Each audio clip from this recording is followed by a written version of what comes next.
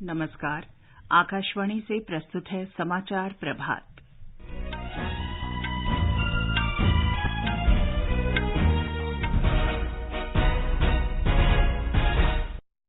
प्रधानमंत्री नरेंद्र मोदी आज सिकंदराबाद विशाखापत्तनम वंदे भारत एक्सप्रेस रेलगाड़ी को रवाना करेंगे। आज 75वां थल सेना दिवस है। फसल कटाई का त्योहार मकर संक्रांति आज देश के कई हिस्सों में मनाया जा रहा है। चीन ने पिछले एक महीने के दौरान कोविड से लगभग 60,000 मौतों की जानकारी दी। यूकी भांभरे और साकेत माइनेनी की जोड़ी ने बैंकॉक ओपन टेनिस टूर्नामेंट जीता। भारत तथा श्रीलंका के बीच तीसरा और अंतिम एक दिवसीय क्रिकेट मैच आज तिरुवनंतपुरम में खेला जाएगा। समाचार प्रभात के साथ मैं चंद्रिका जोशी। प्रधानमंत्री नरेंद्र मोदी आज सुबह 10:30 बजे सिकंदराबाद से विशाखापत्तनम को जोड़ने वाली वंदे भारत एक्सप्रेस को वीडियो कॉन्फ्रेंसिंग के जरिए झंडी दिखाकर रवाना करेंगे। ये कुल मिलाकर 8वीं और 2 तेलुगु भाषी राज्यों तेलंगाना और आंध्र प्रदेश को जोड़ने वाली पहली वंदे भारत एक्सप्रेस है। वंदे भारत एक्सप्रेस पूरी तरह से भारत में निर्मित है और आधुनिक सुविधाओं से युक्त है। ये यात्रियों को अपने गंतव्य पर जल्दी पहुंचाती है और इससे यात्रा करना एक सुखद अनुभव होता है। हमारे संवाददाता ने बताया है कि इस एक्सप्रेस में स्वदेश में ही निर्मित कवच सुविधा भी है, जो रेलगाड़ियों को टकराने से बचाती है।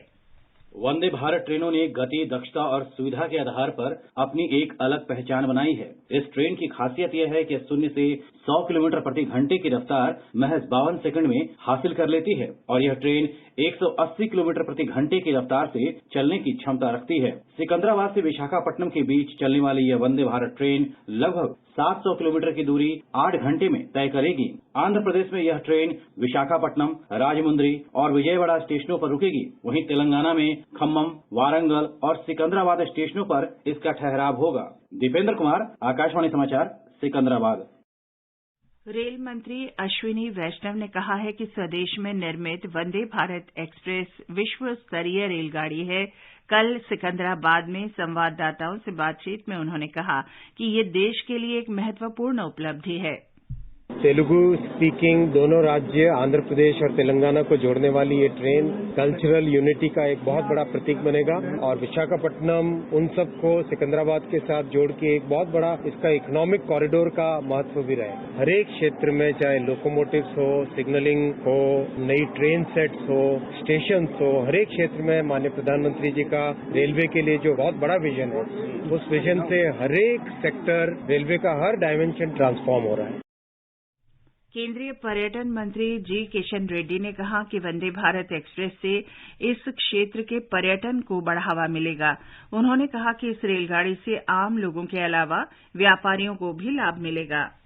2 तेलुगु स्टेट्स में प्रमुख शहरों से आदरणीय प्रधानमंत्री जी श्री नरेंद्र मोदी जी के मार्गदर्शन पे वंदे भारत ट्रेन का शुभारंभ होगा। हमारे तेलुगु लोगों के लिए वंदे भारत ट्रेन जिंदगी में एक क्रांति होगा। लगभग 23 स्टेशन में ट्रेन रुकेंगी। कुल वरंगल हो, खम्मम हो, विशाखापट्टनम हो, विजयवाड़ा हो, राजमंड्री हो, अलग अलग जगह टूरिस्ट डेस्टिनेशन है। 75वां थल सेना दिवस आज मनाया जा रहा है। प्रमुख समारोह बेंगलुरु में आयोजित होगा और रक्षा मंत्री राजनाथ सिंह मुख्य अतिथि होंगे। पहली बार ये कार्यक्रम दिल्ली से बाहर हो रहा है। थल सेना अध्यक्ष general Manoj Pande Madras engineering group memorial पर पुष्पांजलि अर्पित करेंगे और सेना की 8 मार्चिंग टुकड़ियों का निरीक्षण करेंगे। निर्वाचन आयोग रिमोट मतदान मशीन पर चर्चा के लिए कल सभी राष्ट्रीय राजनीतिक दलों के अध्यक्षों, प्रमुखों और महासचिवों के साथ बैठक करेगा। इस दौरान तकनीकी विशेषज्ञ समिति के सदस्य भी उपस्थित रहेंगे। आयोग ने अपने घर से दूर रह रहे मतदाताओं के लिए रिमोट वोटिंग की व्यवस्था शुरू करने का प्रस्ताव किया है। इसके लिए बहु निर्वाचन क्षेत्र इलेक्ट्रॉनिक मतदान मशीन का उपयोग किया जाएगा। इस नई मशीन के दुरुपयोग से एक ही मतदान केंद्र से 72 निर्वाचन क्षेत्रों के लिए वोट डाले जा सकेंगे। ये व्यवस्था लागू होने से प्रवासियों के लिए मतदान आसान हो जाएगा। निर्वाचन आयोग ने सभी दलों से कानून में अपेक्षित परिवर्तन, प्रशासनिक प्रक्रिया और मतदान के तरीके के बारे में 31 जनवरी तक अपने सुझाव देने का अनुरोध किया है। ये समाचार आकाशवाणी से प्रसारित किए जा रहे हैं।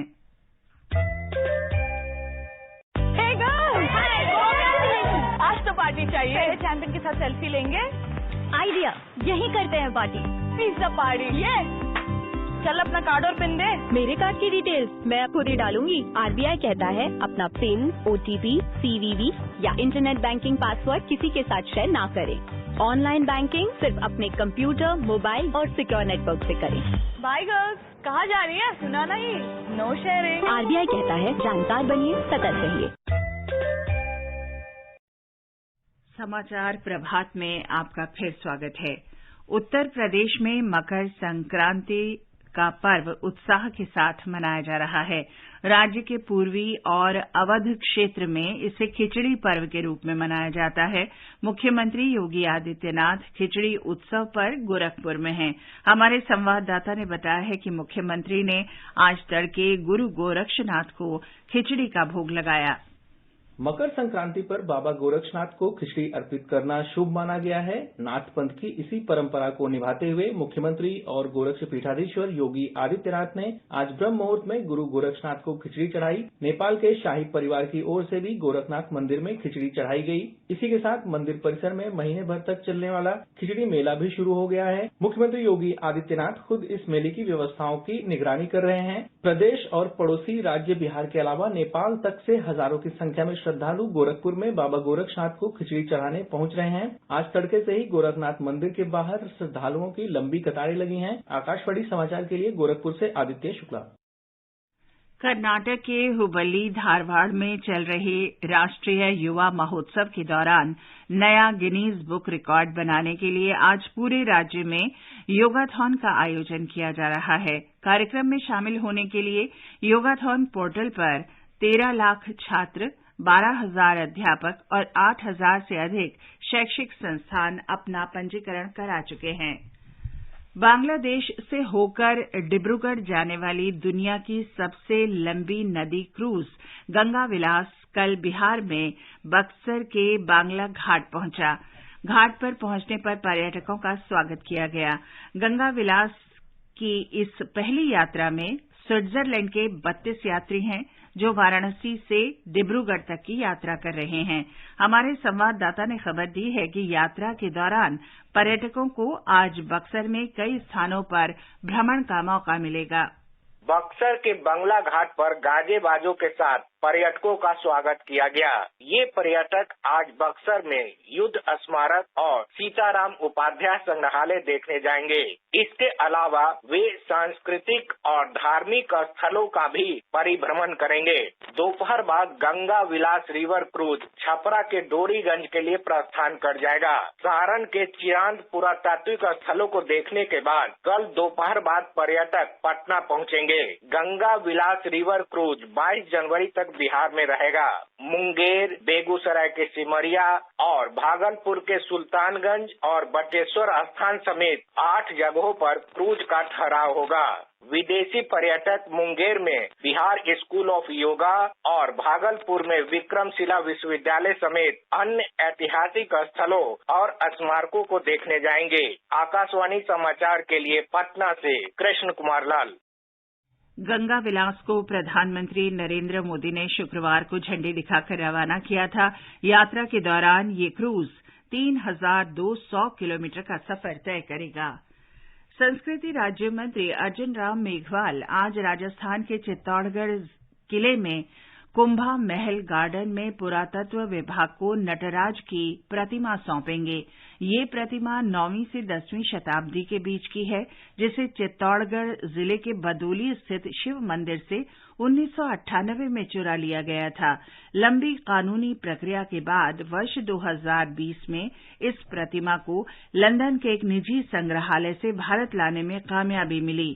प्रतिमा को कुंभा महल में पुरातत्व सर्वेक्षण विभाग के संरक्षण में रखा जाएगा। G20 सम्मेलन की तैयारी के रूप में G20 इंडिया और गुजरात पर्यटन विभाग ने अंतर्राष्ट्रीय पतंग महोत्सव का आयोजन किया है। G20 विशेष विषय वस्तु वाला पतंग महोत्सव साबरमती नदी के किनारे आयोजित किया गया। इसमें G20 सदस्य देशों सहित दुनिया भर के बड़े पतंग बनाने वालों और उत्साही लोगों ने भाग लिया। दिल्ली विधानसभा का 3 दिवसीय सत्र कल से शुरू हो रहा है। सत्र की शुरुआत सुबह 11 बजे से होगी। विधानसभा में नेता प्रतिपक्ष रामवीर सिंह विधूड़ी ने दिल्ली सरकार द्वारा बुलाए जा रहे इस सत्र को गैर कानूनी करार दिया है और कहा है कि दिल्ली सरकार ने विधानसभा सदस्यों से प्रश्न पूछने का अधिकार छीन लिया है। इजरायल में न्यायपालिका में बदलाव की नई सरकार की योजना के विरोध में राजधानी तल अवीव सहित कई शहरों में लोगों ने प्रदर्शन किए हैं। मीडिया की खबरों के अनुसार प्रस्तावित सुधारों से संसद के लिए सर्वोच्च न्यायालय के फैसलों को पलटना आसान हो जाएगा। विरोध प्रदर्शन यरूशलेम में प्रधानमंत्री के निवास पर और उत्तरी शहर हनीफा में भी हुए हैं। बांग्लादेश के सबसे बड़े फिल्म समारोह ढाका अंतर्राष्ट्रीय फिल्म महोत्सव का 21वां संस्करण कल ढाका में शुरू हुआ। 22 जनवरी तक विभिन्न वर्गों में भारत की 36 फिल्मों का प्रदर्शन किया जाएगा। थाईलैंड में यूकी भाम्री और साकेत मायनेनी की जोड़ी ने बैंकॉक ओपन डबल्स का खिताब जीत लिया है। भारतीय खिलाड़ियों ने क्रिस्टोफर रुंगाकट और अकीरा सेंटिलन की जोड़ी को पराजित किया। भारत और श्रीलंका के बीच तीसरा और अंतिम एकदिवसीय क्रिकेट मैच आज तिरुवनंतपुरम में खेला जाएगा। ये मैच दिन में 1:30 बजे से शुरू होगा। भारत ने श्रृंखला में 2-0 की अजेय बढ़त बनाई हुई है। राजस्थान में शीतलहर जारी है। राज्य में सबसे कम तापमान माउंट आबू में 0 से नीचे 4 डिग्री सेल्सियस रिकॉर्ड किया गया। आकाशवाणी से विशेष बातचीत में उत्तर रेलवे के वरिष्ठ जनसंपर्क अधिकारी आरके राणा ने बताया कि कोहरे के कारण 20 रेलगाड़ियां देरी से चल रही हैं। आज पंजाब, हरियाणा, उत्तर प्रदेश, हिमाचल प्रदेश, बिहार से आने वाली 20 रेलगाड़ी फॉग के कारण लेट चल रही है। मेरा यात्रियों से ये निवेदन है कि वो प्रस्थान करने से पहले 139 पर संपर्क करें ताकि उनको किसी प्रकार की असुविधा न हो। चीन ने कल 1 महीने के दौरान कोविड से लगभग 60,000 लोगों के मरने की खबर दी है। पिछले वर्ष दिसंबर में चीन ने कोविड रोधी सख्त नियमों में ढील दी थी। इन प्रतिबंधों में यात्रा पर प्रतिबंध और व्यापक लॉकडाउन शामिल थे। और अब समाचार पत्रों की सुर्खियों के साथ हैं देवेंद्र त्रिपाठी। धन्यवाद चंद्रिका। कल पूर्व सैनिक दिवस के अवसर पर अखबारों ने आज विभिन्न शीर्षकों से खबर दी है। राजस्थान पत्रिका के शब्द हैं, वर्दी ही नहीं अब रंग रूप भी बदल रही है सेना, कभी थी निर्भरता अब खुद के हथियार। पत्र ने शहीदों को सेना की शान बताते हुए लिखा है, महिला सैन्यकर्मी भी तोपें चलाती नजर आएंगी। दैनिक ट्रिब्यून ने शहीदों को नमन शीर्षक से श्रद्धांजलि अर्पित करते हुए शीर्ष सैन्य अफसरों का चित्र दिया है। हरिभूमि ने रक्षा मंत्री के उस बयान को पहली खबर बनाया है जिसमें उन्होंने कहा है, राष्ट्र की संपत्ति हैं पूर्व सैनिक, उनकी देखभाल करना हमारी जिम्मेदारी। नवभारत टाइम्स ने लिखा है, बुधवार तक दिल्ली एनसीआर में फिर चलेगी शीतलहर। जनसत्ता की बड़ी खबर है, पहाड़ों में जबरदस्त हिमपात से दिल्ली और आसपास शीतलहर चलेगी, लुढ़केगा पारा। दैनिक ट्रिब्यून ने जोशीमठ के चित्र के साथ लिखा है, राहत और बचाव का कार्य जारी है, 185 परिवार स्थानांतरित किए गए। पूर्व केंद्रीय मंत्री और वरिष्ठ नेता शरद यादव के पंचतत्व में विलीन होने को देशबंधु और हरिभूमि ने चित्र के साथ पहले पन्ने पर दिया है। वहीं भारत जोड़ो यात्रा के दौरान कांग्रेस सांसद के निधन की खबर भी अखबारों में है। दैनिक भास्कर ने विशेष आलेख में आंकड़ों के साथ लिखा है, 7 महीने में कच्चा तेल 32% सस्ता, लेकिन पेट्रोल डीजल के दाम वहीं। पत्र ने ईंधन का खेल शीर्षक से लिखा है, बैरल का भाव लीटर में समझें। और अंत में मुख्य समाचार एक बार फिर। प्रधानमंत्री नरेंद्र मोदी आज सिकंदराबाद विशाखापत्तनम वंदे भारत एक्सप्रेस रेलगाड़ी को झंडी दिखाकर रवाना करेंगे। आज 75वां थल सेना दिवस है। फसल कटाई का त्योहार मकर संक्रांति आज देश के कई हिस्सों में मनाया जा रहा है। चीन ने पिछले 1 महीने के दौरान कोविड से लगभग 60,000 मौतों की जानकारी दी है। यूकी भांबरी और साकेत माइनेनी की जोड़ी ने बैंकॉक ओपन टेनिस टूर्नामेंट जीत लिया है और भारत तथा श्रीलंका के बीच तीसरा और अंतिम एक दिवसीय क्रिकेट मैच आज तिरुवनंतपुरम में खेला जाएगा। इसके साथ ही समाचार प्रभात का ये अंक समाप्त हुआ। नमस्कार।